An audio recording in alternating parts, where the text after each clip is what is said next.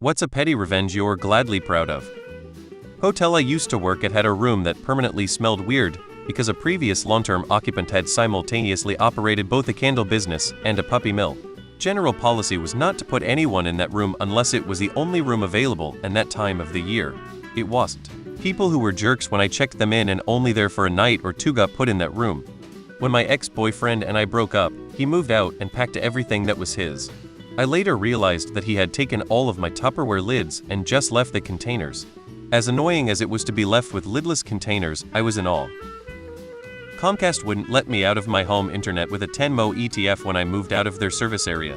I was pissed enough that I reached out to a few national ISP that could provide service to our 20 data centers. Negotiate a new lower contract that saved the company $1 million over 10 years.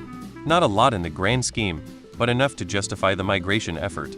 I took great pleasure in telling our Comcast corporate rep exactly why I was dumping their $1 million a year contract. Flushing my stepmother's ashes down a toilet. Fuck that cunt. Parked in a public parking yesterday and this lady slams her door into my car as she gets out. Pretty standard mistake, all good if she says sorry, but she looks at me and then makes a face, turns around and starts walking away. What do? Smash my door into her car. She noticed. So satisfying. When I was 7, my brother tried to play that age-old prank on me where he offered me a soda that he had previously shaken up. Somehow, I felt that something was off and instantly guessed the real reason he was offering me that soda. Intuition. I accepted the soda and, when he wasn't looking, did the ol' switcher with his soda and mine. I drank from my new soda and watched him open the tampered one. I was a teller at a credit union years ago. A customer came in and started barking orders, acting as though I was her assistant rather than just someone to take deposits. The whole time she name-dropped the credit union board members, the CEO in particular. I just kept my head down and took care of her transaction. As I finished, I told her I could tell the CEO she said hi if she wanted. She smirked and said, "Oh, you know him, do you?" I smiled and said, "Yes, you'll see him at dinner tonight.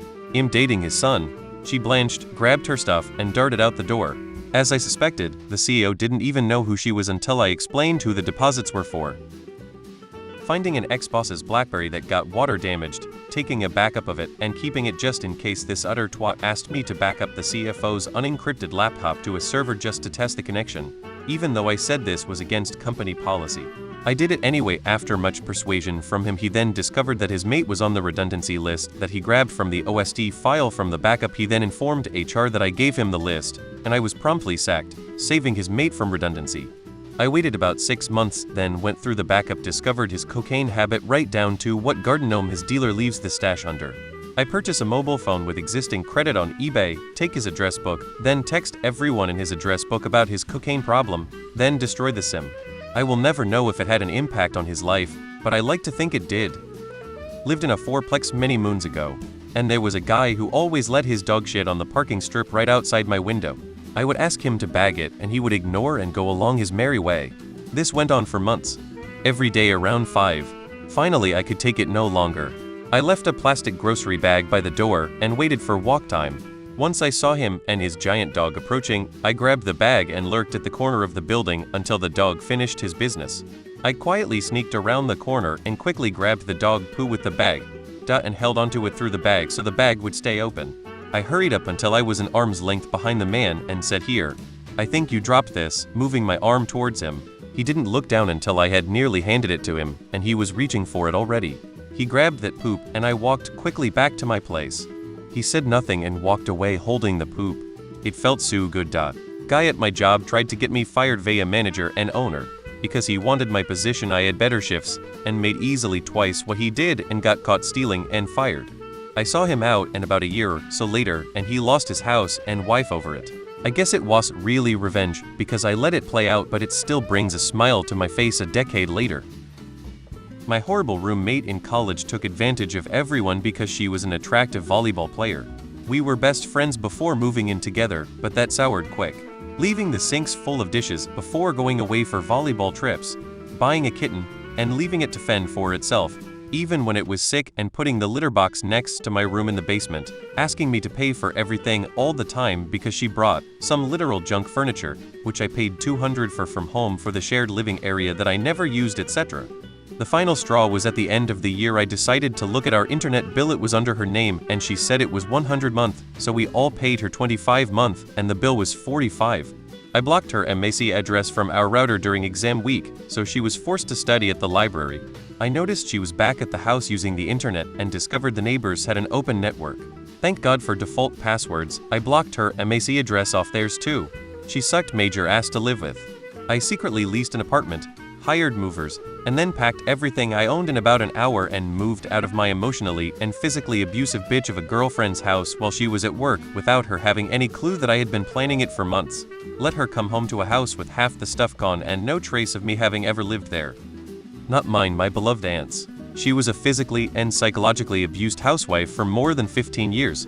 This was in the 50s and 60s when there weren't as many options for abused spouses to get out from under, as there are now, especially ones with fewer no marketable skills. When she did leave in the dead of night, when he was too ill to stand, he was so convinced she was going to fall on her face and eventually come crawling back to him, that for the next 40 years he never bothered to divorce her or to change his will. Consequently, when he died alone and unloved at age 85, she was 75. She inherited his house, his many bank accounts, a highly collectible 60s car in mint condition, and his cushy union pension.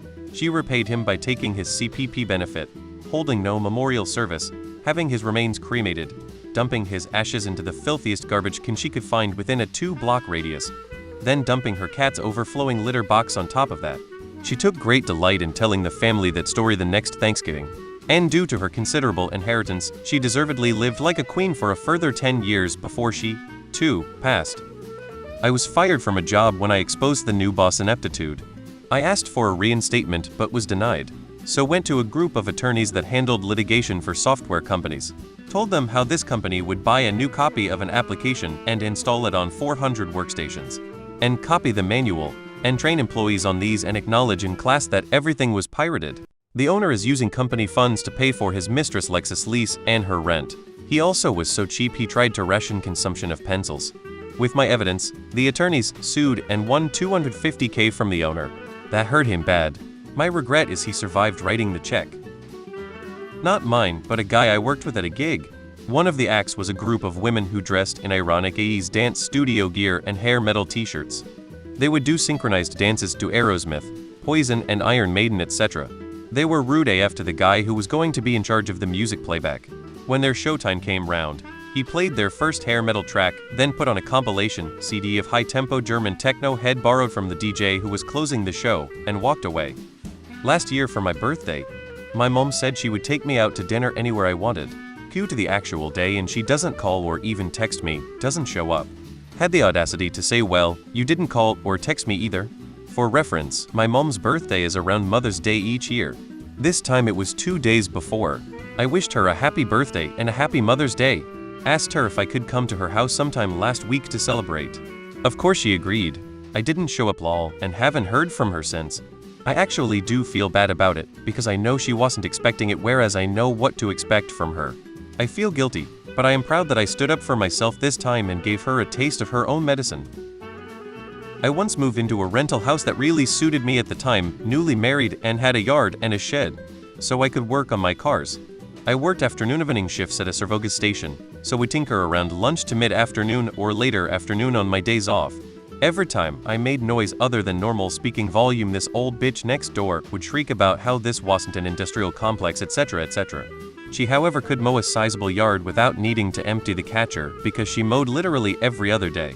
So one afternoon I had enough, so I got out my mower and ran it at full revs in my yard right outside her closest open window, and walked away and let it run till it ran out of petrol. Ended up breaking the lease to get away from her, and moved to a little property on the edge of town which funnily enough had lots of parameta grass growing there.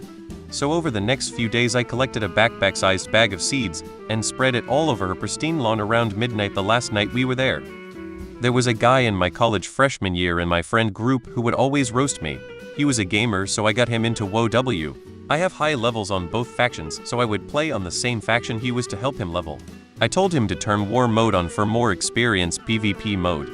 Then I tell him I had to run to the bank real quick, and then switch to the opposite faction max level tune. I find his location then gank him until he got mad, then told him I find the guy who was doing this and switch back to the other tune. I'd feign a little hunt for the other guy myself and told him I scared him off. I'd do this at a rate that he didn't rage quit, but enough to piss him off. I'd ease up at times so he wouldn't get too mad, but I'd do it our entire time leveling. He never caught on.